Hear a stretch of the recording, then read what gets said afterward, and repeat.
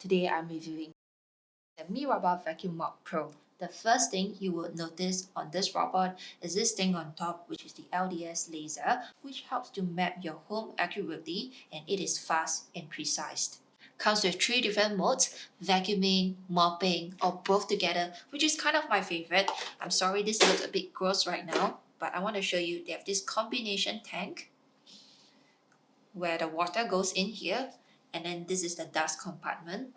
They also have another tank just for vacuuming. If you don't like to mop and vacuum at the same time, then that is your best option. But I would say you should try the combination tank. Let me give you a 360 tour. So this is the front part. It vacuums and then it mops at the back. So far my experience with this robot is that most of the dirt and dust and hair, it gets into the vacuum and it doesn't get stuck onto the mop. So I like this part because I hate that the particles and the hair is stuck on the mop pad, which really doesn't make sense to me.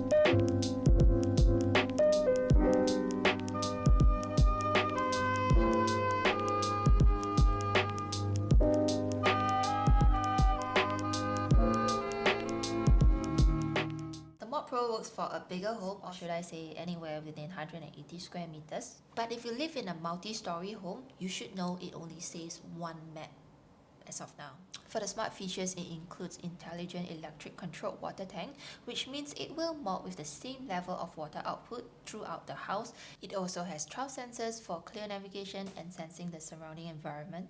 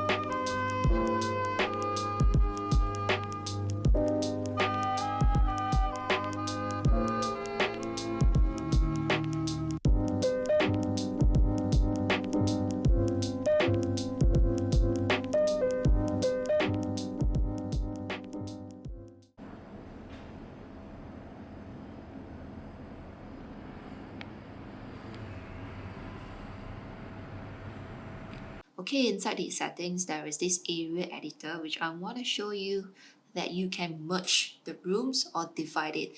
Currently, I have a full map that is undivided. So if I want to divide it, I'll just select divide, and then I can draw a line here, and I can rename it after, but I don't want to do that now. So next, we'll go into virtual wall. So let me enlarge it. If I want to add a virtual wall, this is how I do it. I can section out this area by creating a virtual wall to block the robot from going in here to the rest of the rooms. And if there is an area that I want to block, so currently I have 2 robots here, I can actually block them so the robot will not disturb the other 2 robots. Or if I want to section out this area of the living room, I don't want it to vacuum here, so it will vacuum the rest and avoid these red boxes. One feature that I really appreciate about this robot is the scheduled cleanup. Over here, I can choose which are the days that I wish to repeat the cleanup, the clean time, and the cleanup mode, the suction type, and then the level of water output, and the area that I wish to clean. So over here, if you have mapped out your entire house, you can actually choose the different rooms that you just want to clean, and then it will avoid the rest of the house. And then 2 other features they have here is vacuum along the edges, and then a secondary cleanup, which is referring to repeating the cleanup twice. There is one thing that I don't like about this robot, and I have to explain it to you. Every time before I want to send it out for a clean, I have to remove this mop pad. So this is what I do. I remove it, I take it out, I give it a rinse until the water is clear, I put it back, and I really hate this part that you have to slot it in because it takes a bit of time. Now, the next step is to take out the water tank, and then I will fill up the water here. So if I take this out, this is the dust compartment. If I'm not careful, a little bit of dirt might fall into my basin, which I have to clean up. And sometimes I tend to hold it in this way, where my hands are digging into the dust compartment, and I really don't like getting my hands dirty. So if you look closely, this part, there's a lot of dirt, hair, dust. It's quite gross every time I look at it, so I prefer not to take this out. The next method that I will use is to just take this part out, put a funnel, pour the water in, make sure that there's no water flooding here because it might damage the robot, so I don't want that to happen. I'm trying to say that there's a lot of steps involved before I will get the robot running.